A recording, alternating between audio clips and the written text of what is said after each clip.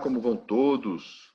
Olá, como vão todos? Nós estamos começando mais um programa Provocação e hoje temos a grata satisfação de entrevistar o filósofo e historiador Magno Francisco. Recentemente, Magno, você escreveu um artigo em que você insiste na ideia, que aliás é muito corrente hoje, muito vulgarizada, sobre a aliança entre o bolsonarismo e o fascismo. Fascismo, fenômeno italiano, levado adiante por Mussolini.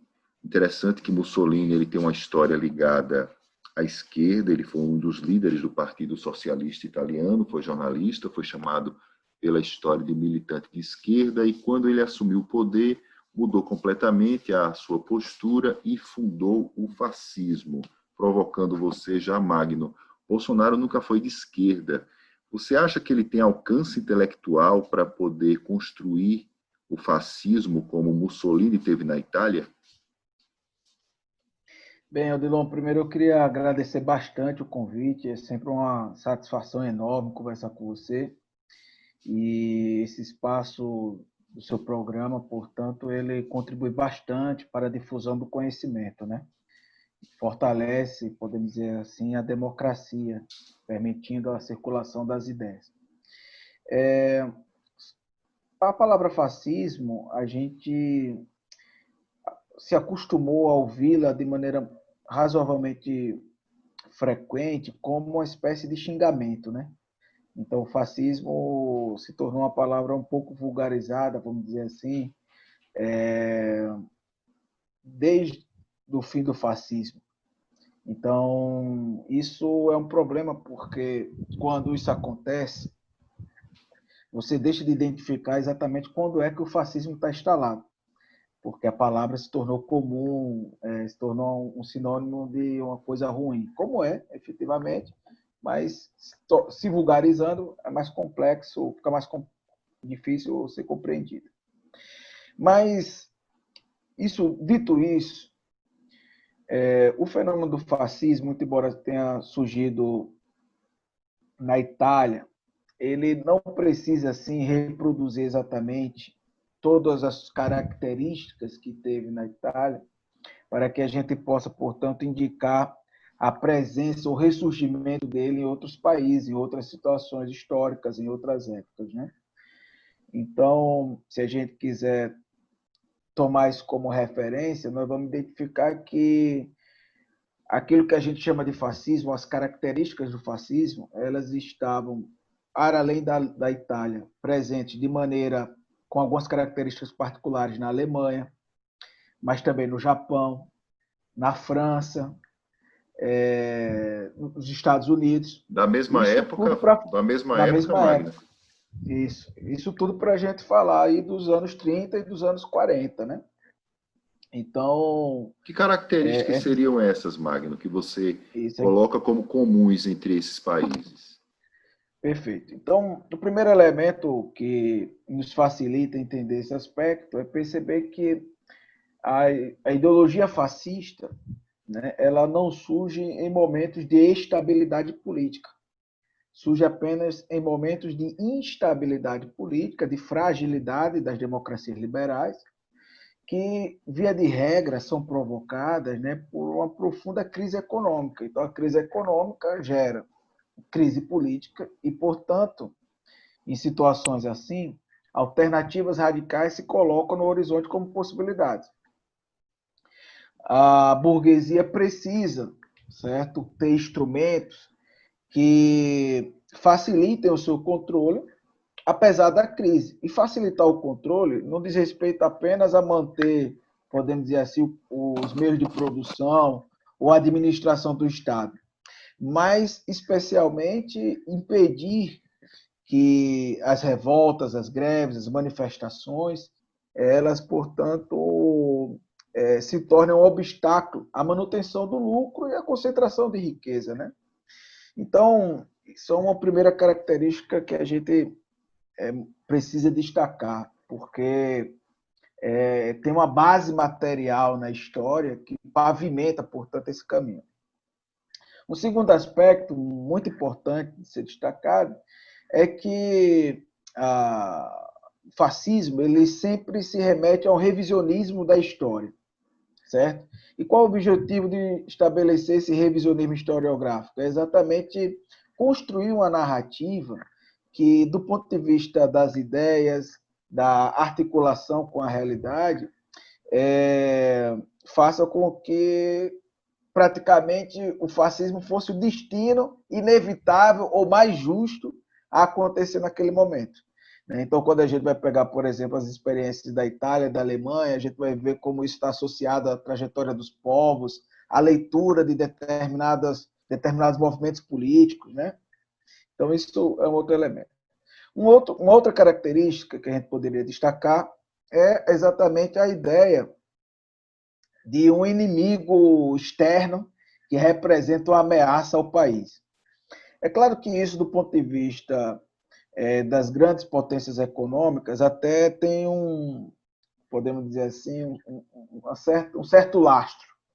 No caso do Brasil, que é um país de economia dependente, esse discurso fica mais fragilizado, né, do ponto de vista de um inimigo externo que está aqui prestes a nos invadir. Mas ele é adotado, né, a partir de uma releitura. Quem é o inimigo externo? Não é a potência econômica, podemos dizer assim, no caso, se a gente quiser pegar dos anos 30 da Itália ou da Alemanha, da Inglaterra, que está querendo dominar o mundo, né? Mas é o estrangeiro do país vizinho latino-americano que veio aqui, certo? Porque a situação está difícil lá e está querendo sobreviver aqui, né? É o estrangeiro da própria pátria, né? Você percebe que durante algumas manifestações a gente via as faixas, né? Quero o meu país de volta, né? Como se porventura um estrangeiro estivesse aqui tomando conta do país. Então, no fascismo existe sempre um inimigo externo que representa uma ameaça, né? Também os elementos da religião, determinadas leituras da religião são utilizadas para fundamentar os seus discursos, né? Então, associado a isso, a gente percebe um profundo conservadorismo moral, né, que vai aí se apresentar com palavras de ordem do tipo em defesa da família tradicional ou algo semelhante. Mas, além desse aspecto, a gente pode identificar assim, como uma característica muito forte a presença de lideranças carismáticas, né, líderes carismáticos. Né? Alguns historiadores ou filósofos vão falar em líderes populistas. Eu, particularmente, não gosto muito desse termo, porque populismo é uma palavra que serve também para a gente classificar quem a gente não gosta. Né? Então, se acusa de populismo do Lula ao Bolsonaro. Né? Então, é uma palavra que não permite você identificar corretamente o né? É uma sujeito. espécie de guarda-chuva. Exatamente. Agora, além de todos esses aspectos, e de um líder carismático, que, portanto, encarnaria, podemos dizer assim, determinados valores que se tornam coletivos ou representam um símbolo que passa, do ponto de vista da sociedade, criar uma identidade, certo? Você tem a formação de partidos, né? Partidos com essa filosofia reacionária, conservadora. Então, a gente vai ter partidos fascistas existindo em vários países nos anos 30. Mas eu falei dos anos 30 e para dizer que, em grande medida, tudo isso se rearticula novamente no momento que nós estamos vivendo, certo? Então, nós estamos novamente num processo de crise econômica e é claro que as coisas não acontecem exatamente do mesmo jeito, mas as características essenciais desse fenômeno vão se reapresentando, porque a gente vai tendo, do ponto de vista do mundo, uma disputa entre as grandes potências econômicas pelo controle do mercado mundial, das riquezas naturais, de mão de obra barata, né? E aí algo natural, né? Algo aí natural no sentido histórico, né? Sim, é algo que deriva da própria dinâmica do modo de produção Exato, do capitalista, né? capitalismo, isso. Gera esse tipo de situação. Então, a gente teria Estados Unidos, Rússia, China disputando o mercado mundial, mas também a União Europeia ali estabelecida, com a Alemanha e a França, né, conduzindo o bloco. Mais recentemente, a Inglaterra fazendo um movimento de autonomia, mas também está caracterizado como um desses países. Deixa eu te interromper rápido, só para eu poder entender uma coisa. você chama Vou o chegar lá no Bolsonaro? Bolsonaro. Sim, claro, claro. Não, fique à Mas vontade. pode ficar à Eu vontade. Não, interrompi. pode. Não, porque assim, o que me chama a atenção no seu artigo é que você chama o Bolsonaro, você alia o Bolsonaro ao fascismo, mas a gente tem algumas características do Bolsonaro que são muito semelhantes, por exemplo, ao presidente dos Estados Unidos, o Trump. O Trump, então, ele Uhum. também ele pode ser chamado, por exemplo, de fascista numa democracia como é a americana, por exemplo. Perfeito. Então, essa pergunta ela facilita, podemos dizer, o desenvolvimento desse argumento que eu estava aqui Claro, estabelecendo. claro, Então, a eu gente interrompi tem, isso. não, tranquilo, a gente tem esse processo de uma crise econômica que vai ser que acirra a disputa pelo controle do mundo. E do ponto de vista da própria estrutura, da própria dinâmica do capitalismo, não existe muita alternativa, assim, muita novidade a ser feita para diminuir os efeitos dessa crise, porque se a gente for a rigor analisá-la, ela se inicia em 2008, tem breves períodos de recuperação, mas é uma crise que permanece, são 12 anos. É a crise mais longa e mais profunda da história do capitalismo, né? Bem, então se não tem saída para essa crise, o que é que se recorre para manter o modo de produção funcionando, né? Para que garanta os superlucros dos grandes monopólios? Se recorre a guerras, a disputas econômicas mais violentas, a intervenção em outros países, há, portanto, uma dinâmica dessa situação. Bem, é claro que esse processo, portanto, ele vai inevitavelmente, para existir, retirando mais direito dos povos. Se ocupa mais territórios, fragilizando ainda mais as nações. Mas mesmo nos países ricos, certo? Políticas de austeridade são adotadas, né? Então você vai tendo uma reação, podemos dizer assim, dos oprimidos ou dos explorados. Claro. De maneira que, como o modo de produção não tem uma saída a curto prazo ou a médio prazo para a situação, certo? A não ser radicalizar a expoliação e a exploração, né? A expoliação dos recursos naturais e a exploração do trabalho. Então, e isso gera revoltas, então o fascismo novamente aparece.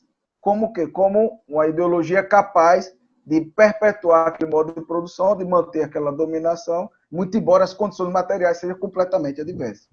E aí, esse processo de crise de profunda pegou principalmente, Odilon, governos onde, na Europa, mas aqui no Brasil também, administrado em tese pela social-democracia, ou até por alguma identidade popular, de esquerda, sei lá, coisas desse tipo.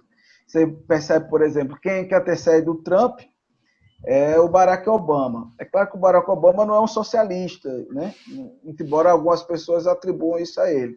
Mas como ele é do Partido Democrata, e o Partido Democrata foi incapaz de dar resposta aos efeitos da crise, o que é que surge como alternativa? A radicalização à direita. Porque não é apenas o republicanismo, é uma ala do republicanismo que resgata isso que eu coloquei. Que é ainda mais certo? radical, não é? Exatamente, mas que vai mais para a direita, podemos dizer assim. Aí você pergunta, é possível o fascismo se consolidar numa democracia como a americana? Sim, porque ele se consolidou na Alemanha, que também era uma democracia, vamos dizer assim, na Itália, que também era uma democracia. Então, necessariamente, o movimento político do fascismo, certo? Ele tem por objetivo a consolidação de um Estado, certo? O centralizador do poder, mas é um processo, não é imediato. Não é fascismo apenas quando, podemos dizer assim, a ditadura fascista está instalada, né? Mas é possível governos que têm essa movimentação, que vai fazendo, portanto, um processo de progressão até chegar lá. E aí você percebe a diferença do Bolsonaro e do Brasil, ou melhor, do Trump e do Bolsonaro, dos Estados Unidos e do Brasil, está exatamente no papel econômico que cada um desses países cumpre. Os Estados Unidos é uma potência econômica, portanto, um país imperialista. O Brasil não. O Brasil é um país que vive um processo de desindustrialização cada vez mais dependente do capital internacional, certo? Muito embora o Bolsonaro fale em algum momento mal da China, certo? A China tem uma presença aqui de capital extraordinário na economia brasileira, que se retirar o país vai à falência, né? Então, isso é um elemento que precisa ser colocado no debate. Mas os Estados Unidos, por ter essa característica, pode adotar, Odilon, medidas, podemos dizer assim, de intervenção estatal mais forte. Você percebe que nessa disputa com a China e com a Rússia, o Trump tem adotado uma política de protecionismo econômico, Mas certo? isso já é clássico, Magno. Os Estados Unidos já intervêm nos países desde sempre, com Sim, guerras, etc. mas não podemos dizer assim, abrindo mão da defesa, da aplicação no seu próprio território do neoliberalismo radicalizado. Sim, mas aí Né? Agora no a caso, gente tem uma você característica um acha pouco então que ele diferente. faz isso no território dele, é isso? Sim, na medida que eu protejo o meu território, vamos dizer assim, que eu adoto medidas econômicas protecionistas, que, vamos dizer assim, em alguma medida o Trump consegue se, mesmo que seja uma briga, podemos dizer assim, de comadres, sem querer desrespeitar as comadres, né? Afrontar em alguma medida o capital financeiro, ou provocar desconfortos ali no capital financeiro. Mas ele No tem caso do feito isso Brasil, hoje, não? no caso do Brasil, sim, especialmente quando você vai tendo assim uma política de redução da taxa de juros ali implementada em alguns momentos nos Estados Unidos para dar sustentação, podemos dizer assim, à economia local. Mas aqui no Brasil isso não é possível acontecer. Por quê? Porque como o Brasil é um país de economia dependente, como nós não temos uma elite com projeto de nação, certo? A elite brasileira funciona como uma espécie de estrangeiros aqui. É como se os interesses internacionais fossem aqui advogados por eles. E aí, como não tem essa elite nacional, o que resta é uma política entreguista. E aí, dentro da geografia, do processo de globalização, da estrutura econômica internacional, da engenharia, onde cada país ocupa um determinado papel de fornecedor de matéria-prima e outro de produto industrializado, certo? O Brasil, portanto, se torna refém do neoliberalismo radicalizado. Então, o fascismo no Brasil, isso é uma coisa que eu queria colocar, ele tem uma característica diferente de todo o fascismo histórico. Por quê? Porque ele acontece no país da economia dependente e, portanto, a sua aplicação econômica, ao invés de ser de intervenção estatal, é de radical neoliberalismo. Então, esse é um elemento de se diferenciar Então isso é do muito que a gente semelhante poderia ao que colocar. Vargas fez na década de 30, enfim. Olha, o Vargas não seria, do ponto de vista econômico, semelhante ao que o Bolsonaro é, porque o Vargas provocou o contrário, né? Na verdade, uma A forte presença industrialização do estatal, Brasil, enfim, mas com exatamente, características fascistas. com características fascistas. No caso, o Vargas representava ali na década de 30, ele estava acompanhando, portanto, esse processo de desenvolvimento do fascismo no mundo, né? Estava vendo as coisas acontecendo na Itália, na Alemanha, né? Passou a flertar, portanto, com esse campo. Então, o Vargas, ele acreditava efetivamente na existência de uma burguesia nacional e que, através da intervenção estatal, poderia se construir um projeto de nação. A questão é que esse projeto do Vargas, certo? Ele foi derrotado por uma outra parte da burguesia que se tornou hegemônica a partir de então, que sempre teve como característica central uma profunda submissão ao capital financeiro e aos Estados Unidos especialmente. Tanto é que tem a ditadura militar, certo? E tantas outras medidas aí que são adotadas. Muito embora, vamos dizer assim, se a gente fosse comparar em termos econômicos, o Brasil hoje vem um governo mais entreguista, mais submisso do que, apesar de tudo, foi os militares durante a ditadura. Né? Você fala da ditadura de 64, não a ditadura Vargas, não é isso? 64, Me isso, diz não a uma ditadura coisa, Vargas. você diz no seu artigo o seguinte, o que o Bolsonaro quer é estimular a formação de agrupamentos militares clandestinos com a finalidade de estabelecer o terror e, pouco a pouco, quebrando a resistência social através da perseguição, da morte e do medo. Você está se referindo aos policiais militares bolsonaristas hoje? Olha, uma característica... Essas características que eu elenquei anteriormente, elas se apresentam no bolsonarismo. Então, eu identifico o bolsonarismo como o fascismo brasileiro. É a figura do líder carismático, que quer construir um partido. Sei, eu quero a Aliança Brasil, não conseguiu a legalização, mas é um projeto que estava colocado. É um apelo religioso, faz apelo religioso ali. Os valores da família são resgatados como argumento moral para arregimentar setores da sociedade. Você tem, portanto, a presença do discurso de um inimigo que está a qualquer momento prestes a nos invadir e, portanto, nós temos que nos proteger, e isso sendo utilizado como instrumento também de controle. Tudo isso está presente no bolsonarismo. Que é o que Agora, a ditadura também a fez antes de violência. 64, né? Os militares já tinham feito isso antes de 64, né? É, Falando do risco do comunismo, etc. A ditadura militar no Brasil teve muitos traços de fascismo, sem sombra de dúvida. O que ela não teve foi um líder carismático ou um partido fascista, podemos dizer assim, para ser mais forte nessa identificação, né? O que, no caso do Bolsonaro, isso existe. Mas ele Agora, não é sobre esse elemento carismático, da Magno. violência... As pesquisas mostram, só interrompendo você, que o Bolsonaro não tem carisma. Ele tem uma popularidade muito alta, apesar de que se mantém estável os índices de aprovação ao governo dele, que são baixos. Uhum. Do ponto de vista...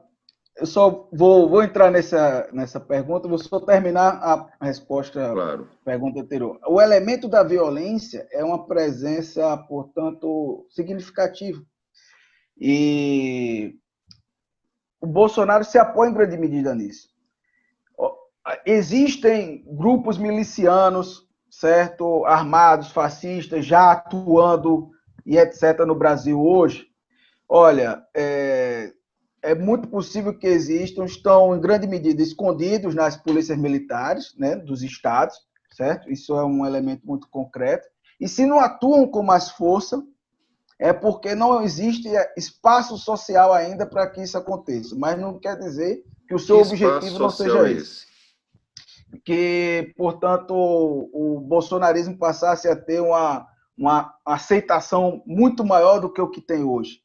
Tem uma hegemonia muito maior do que o que tem hoje. Então, se o bolsonarismo passasse a ter, sei lá, 60%, 50% de apoio popular, é como se estivesse dando carta verde para esses caras agora agirem atacando os adversários políticos. Que é eliminando, o que, para você, dizer, eles estão esperando isso.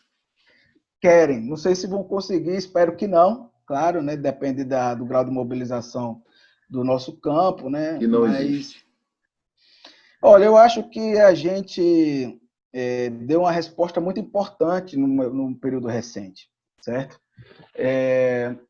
Eu vou te dizer o seguinte, você falou, olha, o Bolsonaro, ele não é um líder carismático. Evidentemente que, do ponto de vista da sua aprovação popular, ele não representa a maioria do povo brasileiro, isso está claro, certo? 89 milhões de pessoas não votaram no Bolsonaro na última eleição, e podemos dizer assim que hoje ele não tem a maioria do povo, mas ele tem uma parte significativa, certo? Ter 25% a 30% de apoiadores, certo? Não é um número significante, é uma força política considerável.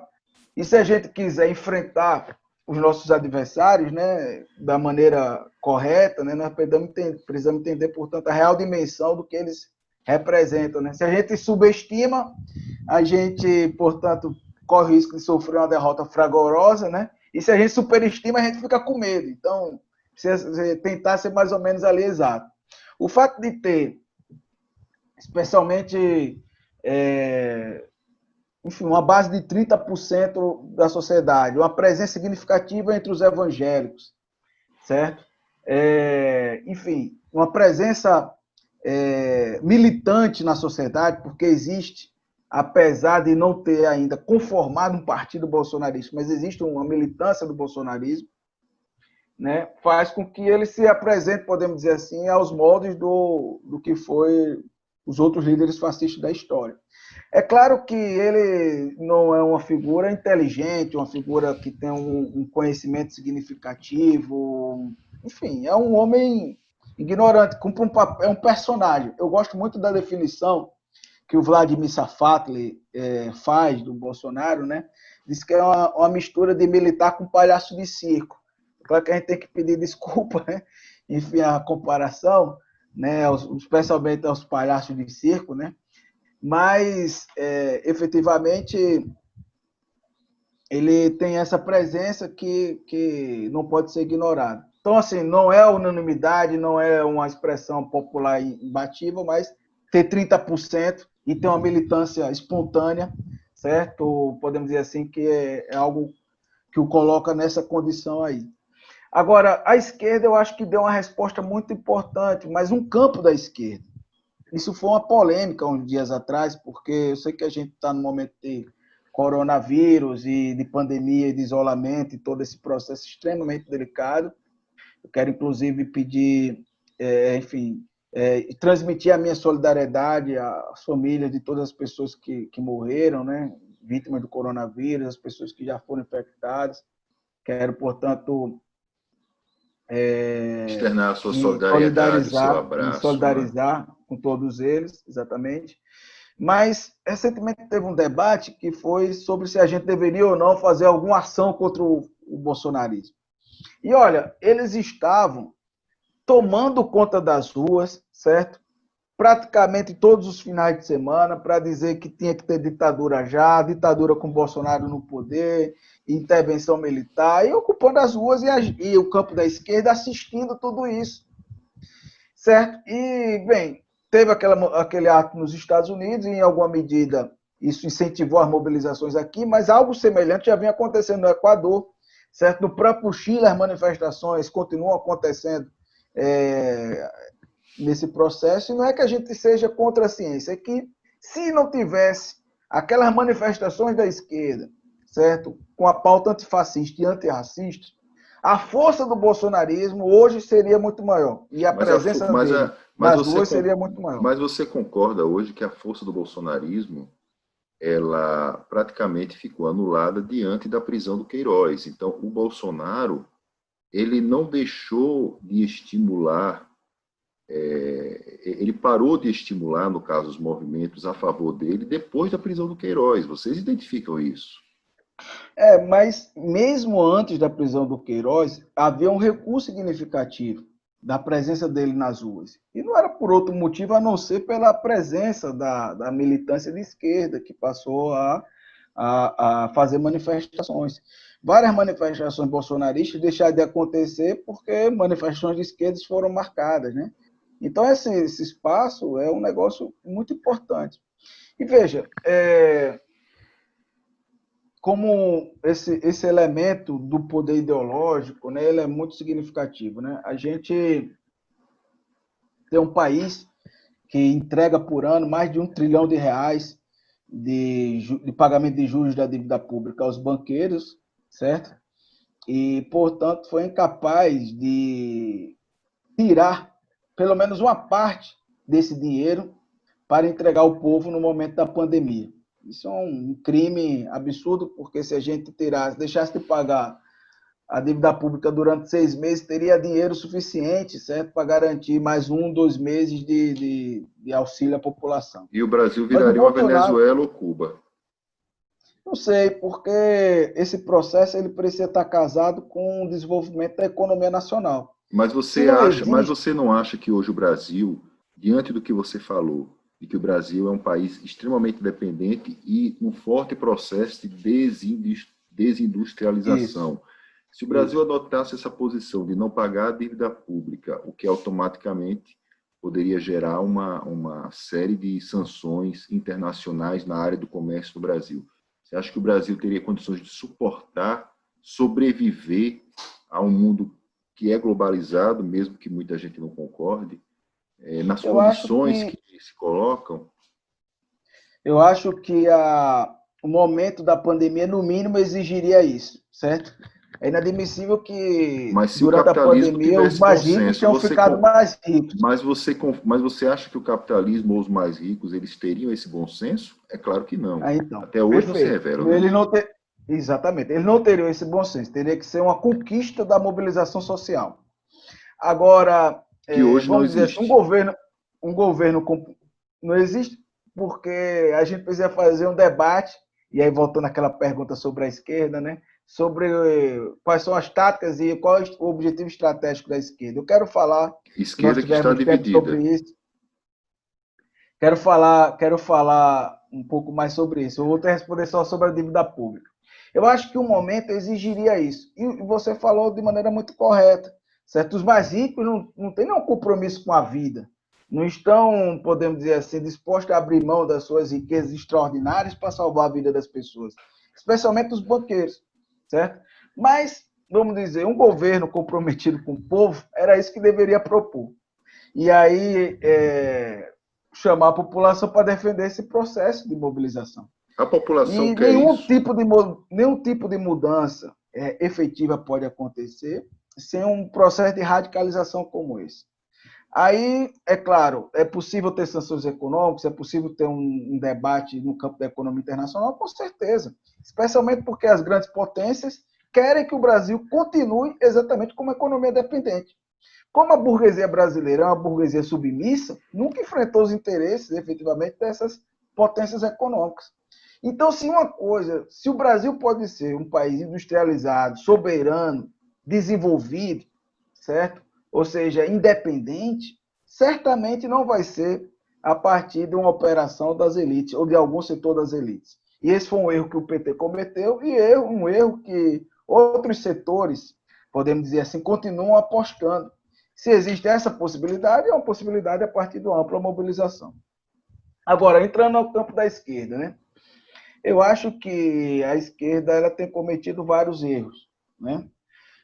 Se fala assim sobre a unidade da esquerda e etc, né? É claro que o ideal seria que a gente tivesse estabelecido um programa político de salvação nacional popular e, portanto, estivesse lutando por esse programa. Mas só que o problema vem de mais longe, vamos dizer assim. Só abrindo um parênteses, uma coisa não serve para justificar a outra, mas assim como em alguma medida a gente vê a esquerda dividida, né? Por outro lado, nós temos no campo da direita uma divisão também significativa, certo? Agora, com Bolsonaro no poder, isso ficou mais evidente. Alguns aliados se tornaram ex-aliados, mas mesmo durante a eleição, você via esse processo colocado, certo? Por exemplo, o PSDB viu esvair, certo, do seu controle a hegemonia da direita no Brasil, né? Passou a ter 5% dos votos depois de ter tido quase o presidente da República eleito com Aécio Neves. E veja, antes desse processo acontecer com o PSDB, o que é que a gente teve?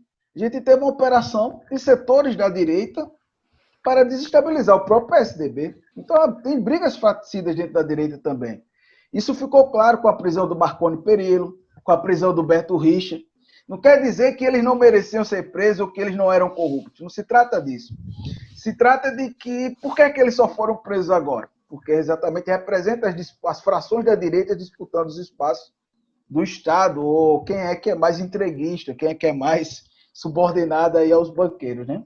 Agora, no campo da esquerda, eu diria assim que, sem medo de errar, que existe uma ilusão gigantesca com a ideia de que tudo vai se resolver a partir das eleições. Isso é um erro grande, é um erro que é derivado de uma compreensão política de que o país precisa de uma unidade entre patrões e trabalhadores, né? Ou entre os setores das elites e o povo, e essa unidade não vai acontecer. Se ela existiu durante o governo Lula, foi apenas parcialmente e aparentemente. Quando a crise apertou, isso ficou muito mais evidente, que não tinha nenhuma unidade, e o PT foi descartado logo após ter sido sugado aí pelas próprias armadilhas, podemos dizer assim, da corrupção operadas ali nas entranhas do Estado. Agora, por que isso é uma ilusão, a ideia de que tudo vai se resolver nas eleições? A nossa história recente aponta isso. Veja, o Temer tentou implementar no Brasil a reforma da Previdência. E foi derrotado, certo? Ele não conseguiu implementar a reforma da Previdência. E o Temer, portanto, vivenciou ali um processo de greve geral no país. Nós tivemos a maior greve geral da história do Brasil acontecendo em abril de 2017. 40 milhões de pessoas ocuparam o país. O que foi que a direção das centrais sindicais decidiu, ao invés de radicalizar a luta para derrubar o governo Temer, o que aconteceu foi um recuo para que tudo se resolvesse na eleição. Exatamente no terreno onde menos, podemos dizer assim, os trabalhadores têm condições de intervir, porque o poder econômico age de todas as maneiras. Um terreno mais desfavorável. Então, quando a luta social estava tendo a possibilidade de se desenvolver para um processo de elevação da consciência, para um processo de perceber que a mobilização pode derrubar governos, que pode, portanto, alterar as estruturas, o que é que a hegemonia da esquerda faz, especialmente o petismo e outros setores que dirigem as centrais sindicais no Brasil? Recuam para administrar o Estado liberal, permitir com que tudo se resolva nas eleições. Qual foi o resultado? Bolsonaro eleito. Essa que é a questão. Você percebe que no primeiro turno é impressionante, Odilon. Quem mais criticou o bolsonarismo no primeiro turno, na campanha eleitoral, nos guias eleitorais, foi o Alckmin. Impressionante. Não houve uma crítica, podemos dizer assim, durante todo o primeiro turno do Haddad, ao Bolsonaro, dizendo que isso ia elevar o Bolsonaro e essa coisa toda. E quando foi correr atrás do prejuízo, no segundo turno já estava feito o estrago.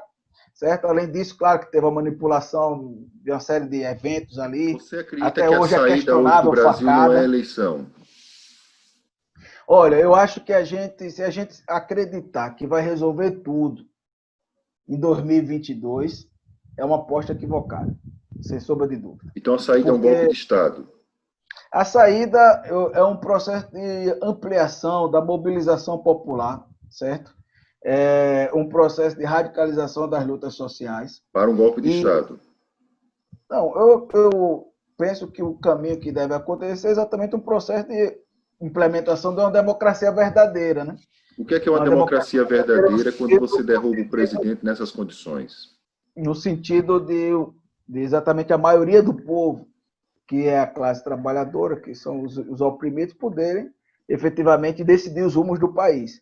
Não existe democracia, de fato, é uma farsa, se meia dúzia de pessoas tem a mesma riqueza que metade da população. Isso é a realidade do Brasil. Mas o seu partido hoje, o partido que você participa, ele tem um candidato a prefeito e vai apresentar candidatos a prefeito em todo o Brasil. Claro, claro. Você não está desfazendo tudo aquilo que o seu partido está construindo?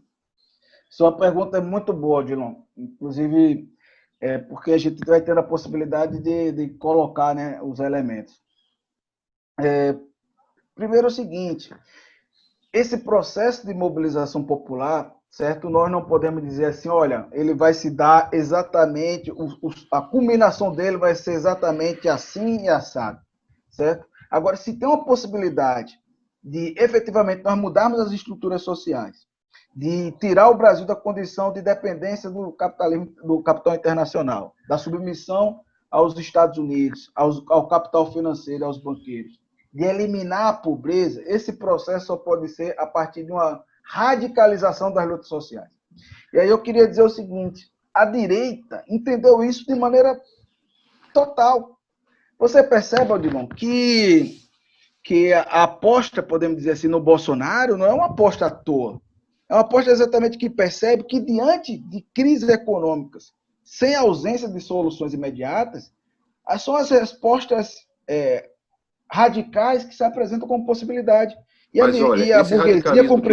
Mas esse radicalismo que você está falando, ele existiu na França, em 1789, e depois que houve a Revolução, foi instalado o período do terror. Se a gente fizer isso novamente no Brasil, transportar o modelo francês, no caso, para o Brasil, vai se instalar um período de terror com isso.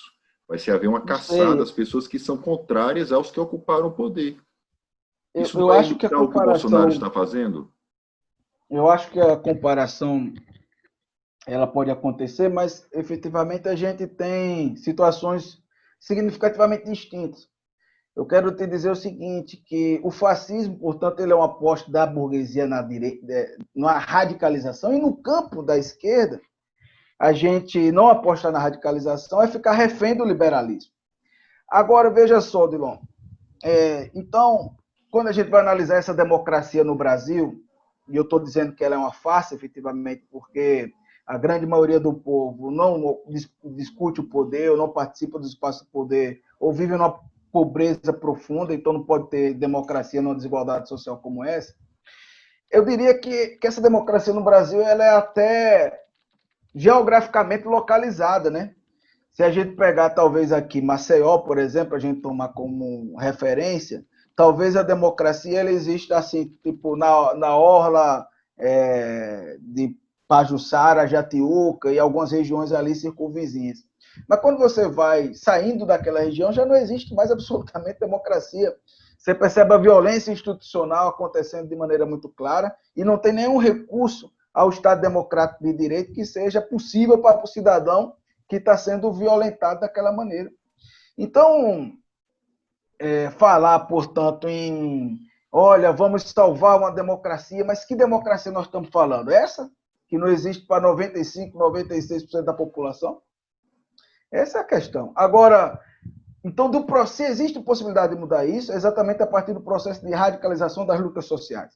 Aí, eu penso que esse processo deve culminar exatamente na construção de um governo popular, um governo que represente o povo brasileiro. Você vai ter uma matança generalizada no Brasil, mais que os 30 mil que o Bolsonaro falava. Eu jamais seria a favor da matança, né? Eu sou a favor da vida. Mas vai existir, portanto, porque eles vão reagir. Como é que fica, então, a favor da solidariedade e da coletividade. Agora, você fez referência a uma data que foi da Revolução Burguesa, né? Na França. E, veja, a Revolução Burguesa na França, ela demonstrou que só se pode mudar um modo de produção por outro a partir de um processo revolucionário. Esse processo pode ter mais violência ou menos violência, mas, veja só, eu poderia te dizer que esse receio, podemos dizer assim, ele representa na prática, certo? Um aprisionamento dos explorados, né, dos oprimidos, porque não existe nada mais violento do que o conjunto, certo, de problemas que estão instalados numa sociedade como a nossa. São 13, 14 milhões de desempregados em números oficiais. Se a gente for pegar o número de pessoas que estão trabalhando na informalidade, esse número aumenta, chega a ultrapassar 50 milhões de pessoas, certo? Então, quer dizer, você vai tendo uma situação, Odilon, que é de uma violência abissal. O Bertolt Brecht tem um poema extraordinário chamado Correnteza, que ele dizia, do rio que tudo arrasta se desviolento, mas ninguém desviolenta as margens que o oprimem. Né? Então, esse é o elemento que a gente precisa entender. Foi errado ter uma revolução burguesa na França? Não, completamente certo. Se não tivesse esse processo revolucionário na França, o mundo não teria se desenvolvido, certo? Especialmente o capitalismo não teria se desenvolvido no Ocidente. Em relação à história, o capitalismo representou um passo à frente sobre o feudalismo, certo? Agora, infelizmente, é possível que as elites não queiram abrir mão do seu poder e os verdadeiros produtores da riqueza precisam, portanto, legitimamente conquistá-lo, né? Certamente nós seríamos os últimos a defender qualquer tipo de violência se a burguesia praticasse a justiça. Né? Mas para ter justiça, portanto, as lutas sociais precisam acontecer. O PSTU, eu me lembro que ele tinha um discurso muito semelhante ao que você hoje está mostrando, da questão da forma de se construir, de se elaborar uma nova alternativa, digamos assim, e o PSTU entrou em colapso. Esse modelo que você está colocando, ele não é já esgarçado a ponto de colapsar as esquerdas hoje? A gente é bastante diferente do PSTU, assim, sabe? Porque eu vejo que o PSTU é um partido que, enfim, tem uma certa limitação, não quero entrar muito na seara do que é o que E representa o implodiu, em PSTU. resumo. Mas ele tem uma certa limitação em apresentar alternativas, assim, né? Ficar muito no jargão, podemos dizer assim, efetivo, né? Nós estamos fazendo aqui uma discussão que está analisando efetivamente a situação política do país, apresentando, portanto, proposições, e que esse programa não pode ser construído se as elites continuarem administrando o Estado e controlando a economia. Então é o seguinte, você perguntou sobre o que nós faríamos na eleição, já que a gente tinha conquistado o registro eleitoral, né? Bem, a Unidade Popular, ela nasceu de um processo de lutas sociais. Se a gente defendesse que tudo se resolveria na eleição, nós estaríamos negando a nossa própria origem, podemos dizer assim, porque a Unidade Popular, ela surge dos debates ali da jornada de junho de 2013. É importante a gente observar que aquela jornada de junho, ela expressa bem isso que eu estou dizendo. No campo da direita, nós vamos ter o surgimento, assim, a configuração de uma nova direita, que vai, em alguma medida, estimular o bolsonarismo, apresentar-se dessa maneira. E no campo da esquerda, o que existe de novidade é a unidade popular, após esse processo de construção. E nós conseguimos a legalização do partido, coletando mais de 1 milhão de assinaturas no país. Não era assim, a assinatura, coloca aqui o seu nome, é Odilon só, era pegar o seu nome, a ficha exigia, por lei, que ter o título eleitoral, o nome da mãe, data de nascimento, enfim, um processo dificílimo. Depois você pega esse processo, coloca no sistema, depois de colocar no sistema, vai levar no cartório, chegou no cartório, ainda vai ser aprovado, depois de aprovado tem que se levar a julgamento. Então, um processo dificílimo. Tanto é que o Bolsonaro não conseguiu até então, certo? A legalização do seu partido. Então, nessa própria campanha, Odilon, que a gente fez, a gente dizia claramente para as pessoas isso que a gente está falando aqui. Se existe uma possibilidade de mudar a realidade, certo? É o povo salvando o povo. É a gente mudando aqui de maneira profunda e radical a realidade social a partir das lutas populares. Então, esse foi o processo que permitiu com que a gente obtivesse o registro eleitoral. Se a gente chegasse lá dizendo que a gente ia resolver tudo, estimulando a pessoa apenas a botar um voto na urna, certamente nós não conseguiríamos ter o registro. Agora, o que é que nós vamos apresentar na campanha? Nós vamos apresentar na campanha o que nós pensamos para a cidade, para o país, para a realidade. E vamos imaginar que, portanto... E para o Bolsonaro, vocês vão apresentar o quê? Eu vou te responder só em um minuto, deixa eu só concluir essa linha de raciocínio aqui do exemplo. Vamos imaginar, portanto, que a Unidade Popular eleja um vereador aqui na cidade. O que é que esse vereador tem que fazer? Ficar dando discurso na Câmara? Aí não sabe qual a diferença para os outros. Ficar fazendo assistencialismo barato? Isso aí não vai mudar absolutamente nada, vai manter as mesmas estruturas de poder localizadas no Estado, na cidade, vai continuar alimentando uma lógica que só favorece o poder dos coronéis. Se existe uma possibilidade de um mandato estimular as lutas sociais e projetar uma mudança radical na sociedade, é exatamente apoiando a mobilização social. Então, esse vereador tem que estar lá no bairro, certo? Junto com as mães que não tem creche, organizando a luta para que tenha creche, fazendo reunião, assembleia, apoiando manifestação dos estudantes, dos trabalhadores, estando em greve, prestando conta publicamente à sociedade, certo? Por que não pode ir para a praça dizer, gente, o mandato foi eleito pelo povo, então na segunda-feira eu fiz isso, na terça eu fiz aquilo, na quarta eu fiz aquilo outro, certo? E, portanto, o projeto que eu apresentei não foi aprovado, porque essa Câmara aí é entregue aos ricos. O que é que a gente vai fazer diante disso? Luta. Então vamos no outro dia juntar o povo e botar na porta da Câmara, na porta da Prefeitura. Então tem que servir para isso. E eu diria, Odilon... Você fala de, então, pessoa... só para poder melhorar mais, só para poder entender melhor a sua ideia, você fala de instrumentos de pressão para que isso possa, aos poucos, ser alterado, não é isso? Isso, porque a consciência popular precisa chegar à condição de perceber que efetivamente, eles são o sujeito da história. Então, a unidade popular é um instrumento para isso. Se a gente obtém mandatos, vitórias eleitorais, deve ser instrumento para isso. E se a gente chega a governar, para isso também. Certo? Então, vamos chamar o povo para decidir aqui. Por que você acredita que o povo hoje ele não está levando essa situação adiante? É porque falta alguém que mobilize ou porque o povo cansou da situação que hoje se observa na política brasileira? Eu acho duas coisas. Eu acho que você me fez uma pergunta anterior, que era se esse processo que eu estou propondo não estava exaurido. Eu estou demonstrando, primeiro, que a gente não tem nada a ver com o PSTU, só para deixar claro. E segundo, que o que está exaurido, certo, é exatamente a confiança do povo nessa esquerda que está aí colocada.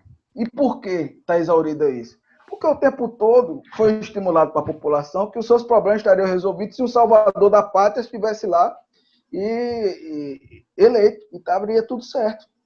Mas a realidade mostrou que não adianta só ter um salvador da pátria, o que não existe salvador da pátria, certo? E, além disso, um processo de deseducação profunda, de que Odilon, por exemplo, a gente observa um estímulo a que o máximo que nós podemos exigir da sociedade é uma adequação dos sujeitos ao liberalismo.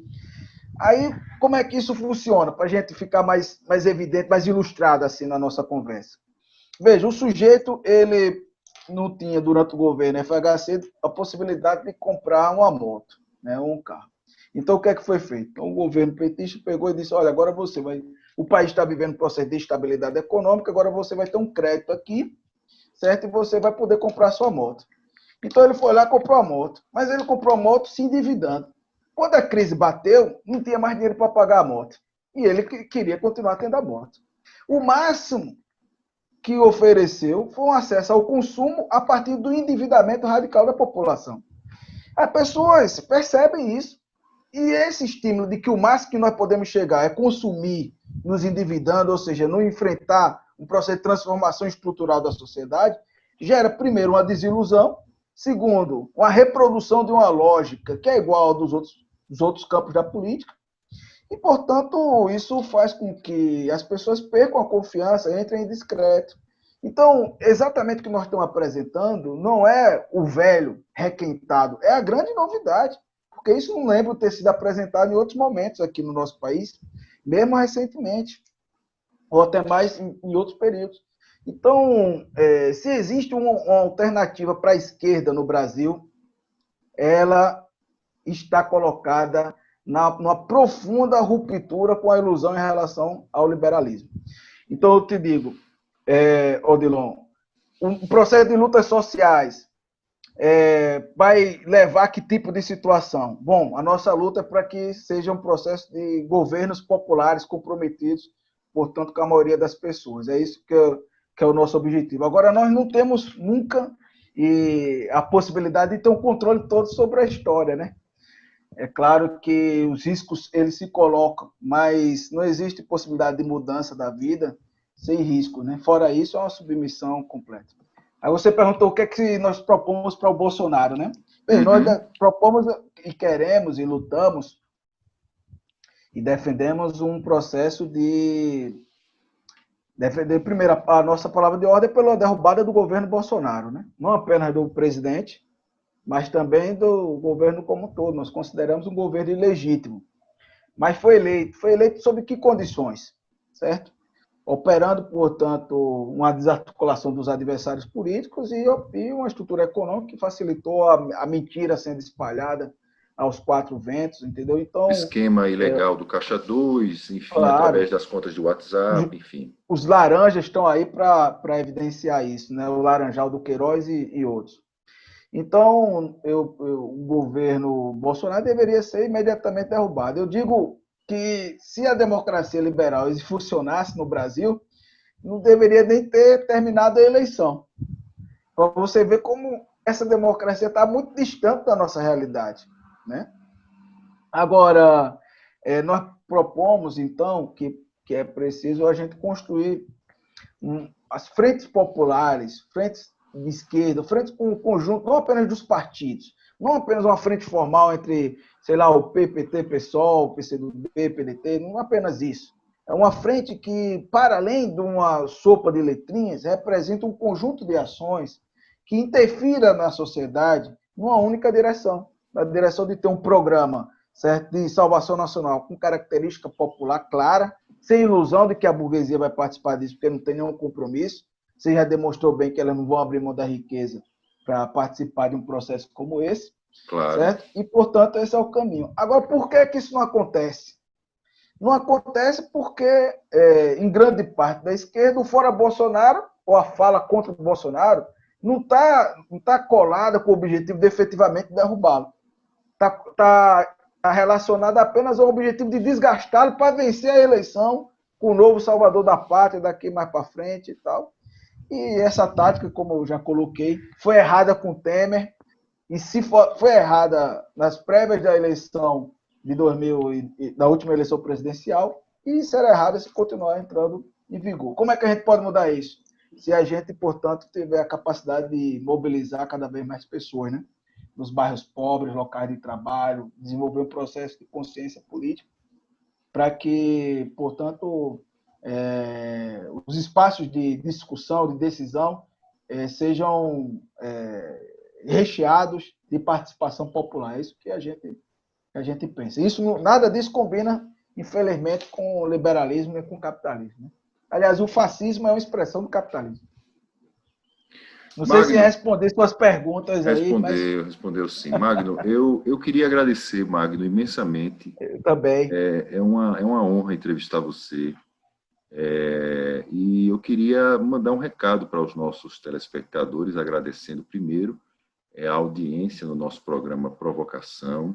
Ele está vinculado à TV Repórter Nordeste TV, em que a gente pede que você curta, compartilha, deixe lá o seu joinha, espalhe para os seus amigos, enfim, essa ideia que nós estamos implementando através do repórternordeste.com.br. Magno, satisfação em entrevistar você. Até a próxima. Eu que agradeço, fiquei muito contente, inclusive, com o nome do programa, porque ele efetivamente reflete o que é o programa, né? As provocações, mas foram extremamente inteligentes e nos permite apresentar melhor nossas ideias. Muito obrigado e até breve. Um grande abraço. Obrigado, querido. Forte abraço.